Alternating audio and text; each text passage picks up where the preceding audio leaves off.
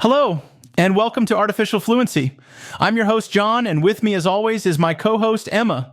Today, we're diving into the exciting world of sporting events and exploring how they bring people together across different languages and cultures. That's right, John. Sports truly are a universal language. Whether you're watching football in Brazil, cricket in India, or basketball in the United States, there's something special about how sporting events create shared experiences that transcend language barriers. Absolutely. I've always found it fascinating how you can be in a stadium with people who don't speak your language, but you're all cheering, celebrating, and sometimes commiserating together. It's a unique form of communication. That's such a good point. Before we dive deeper, let's talk about what makes sporting events so special in the first place. What is it about these competitions that captures our imagination? Well, I think at their core, sporting events represent human potential and drama in its purest form. You have athletes who've dedicated years of their lives to perfecting their skills, competing at the highest level with genuine uncertainty about the outcome. That creates natural tension and excitement. And there's something primal about it too, isn't there? Throughout human history, we've been drawn to competitions and tests of skill. Modern sporting events are just a more structured version of that age-old human interest. Exactly. Now, let's talk about some of the world's biggest sporting events and what makes them special. The Olympics have to be at the top of that list, don't they? Absolutely. The Olympic Games are perhaps the ultimate global sporting event, bringing together athletes from over 200 countries. What makes the Olympics unique is how they combine so many different sports and traditions into one celebration. And they've been doing this in the modern format since 1896, though the ancient Olympics date back to 776 BCE in Greece. I love how the Olympics maintain those connections to ancient traditions while evolving with the times.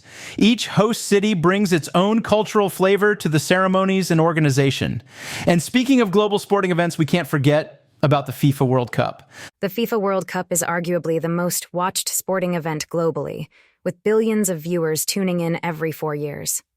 Football, or soccer as it's called in some countries, is the world's most popular sport, played in virtually every country. The World Cup has this amazing ability to temporarily transform national identities, bringing countries to a standstill during important matches. I remember being in Spain during the 2010 World Cup when they won. The entire country erupted in celebration. Streets filled with people, car horns honking all night. It was unlike anything I'd ever seen. That's the magic of these events. They create collective memories and experiences. And they're not just limited to traditional team sports. Formula One racing has become an enormous global phenomenon, with races held across 6 continents and a rapidly growing audience. The growth of Formula One, especially in the United States, has been remarkable in recent years. I think that shows how sporting events continue to evolve and find new audiences. Let's talk about the language of sports for a moment. Each sport has its own specialized vocabulary, doesn't it? It absolutely does. Take cricket, for example. Terms like bowling a maiden over, hitting a six, or leg before wicket might sound like nonsense to someone unfamiliar with the sport. But for cricket fans, these phrases carry precise meanings and evoke specific images and emotions. And that specialized language extends to fan culture too.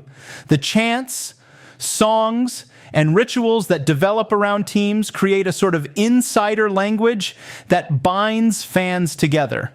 I'm a big football fan, and the atmosphere in a stadium when thousands of people are singing the same song is incredible. It's like being part of a temporary community with its own customs and language.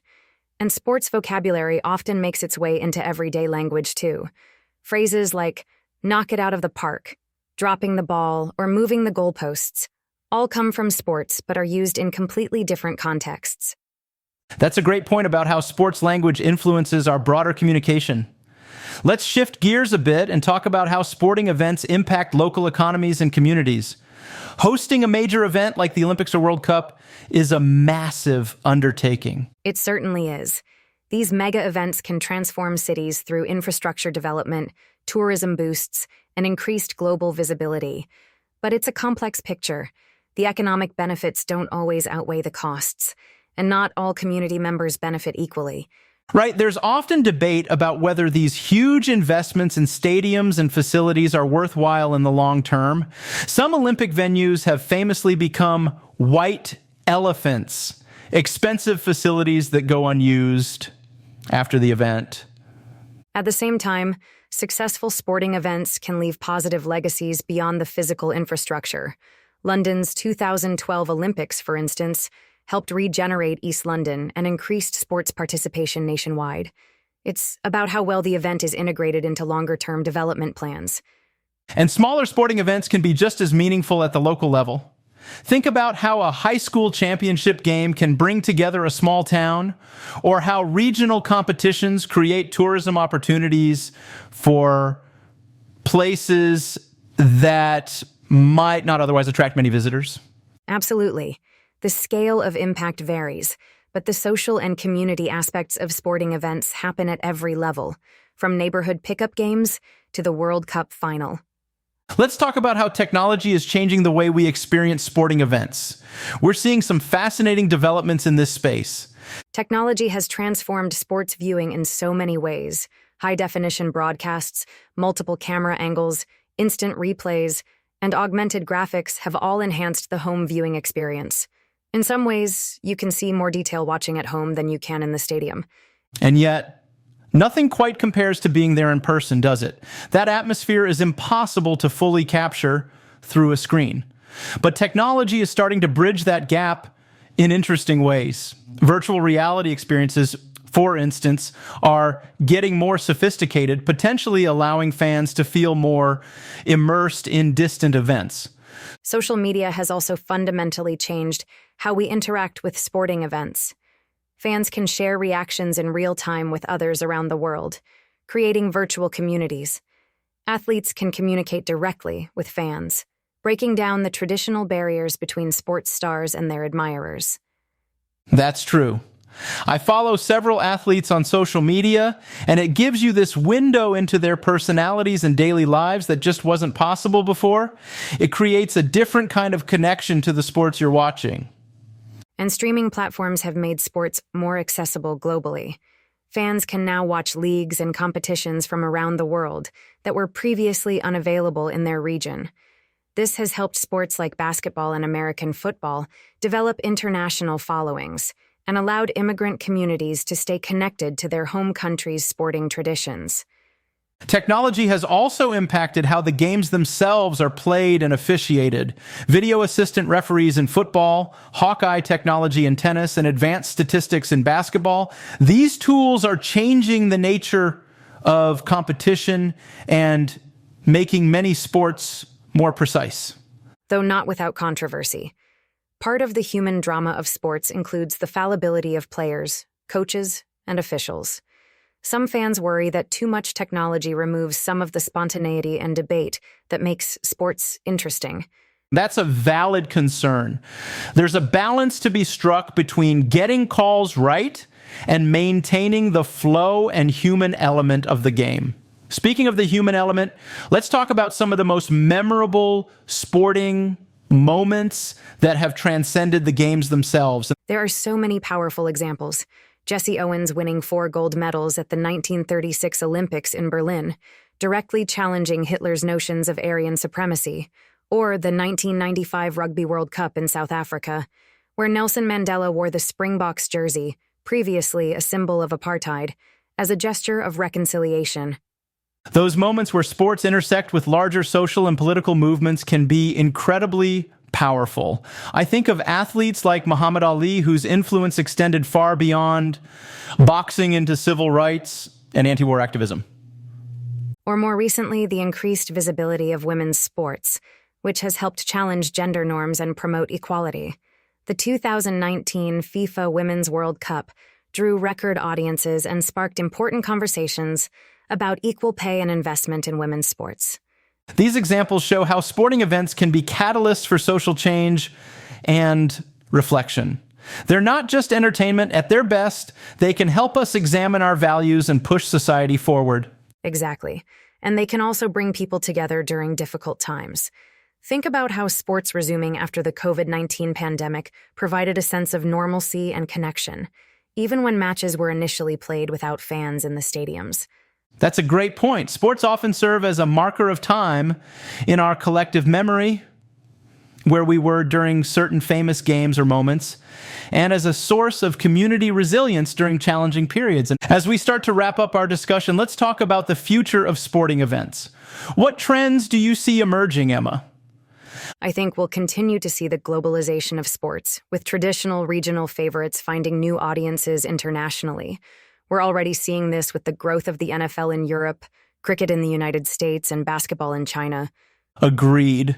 And I think we'll see more innovation in competition formats too.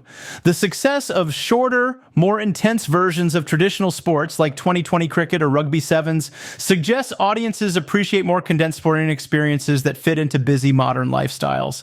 Climate considerations will likely play an increasingly important role as well. Winter sports are already feeling the impact of climate change, and extreme heat is affecting everything from tennis to marathon running. We may see more indoor venues, scheduling changes, and sustainability measures becoming central to sporting event planning. That's an important point. And what about emerging sports? Esports has seen explosive growth in recent years, with competitive video gaming events filling arenas and attracting millions of online viewers.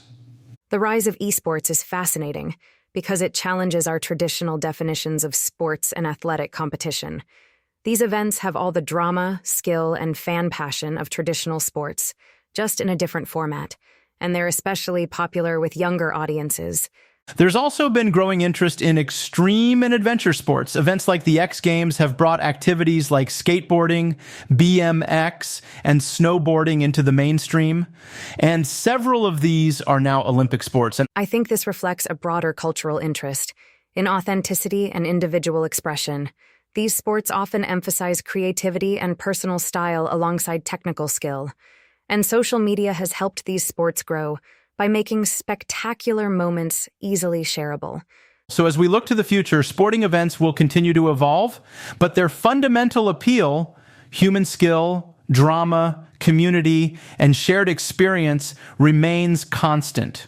Exactly. The formats and technologies may change, but the essence of what makes sporting events special is timeless. Well, we've covered a lot of ground today, from the world's biggest sporting events to the social impact of sports and emerging trends. Any final thoughts, Emma? I think what stands out most to me is how sporting events represent both tradition and innovation. They connect us to ancient human practices of competition and play, while constantly evolving with new technologies and cultural changes. They're a fascinating mirror of human society as a whole. That's a wonderful way to put it. And whether you're a dedicated sports fan or just an occasional viewer, there's something powerful about these shared moments of human achievement and emotion that sporting events provide. Absolutely. And they truly are a global language that helps us connect across cultural and linguistic differences. That brings us to the end of today's episode of Artificial Fluency. We hope you've enjoyed our exploration of sporting events and their cultural significance. If you have thoughts or experiences with sporting events from your own culture, we'd love to hear about them. Thanks for listening, and until next time, keep exploring the fascinating connections between language, culture, and our shared human experiences. Take care, everyone.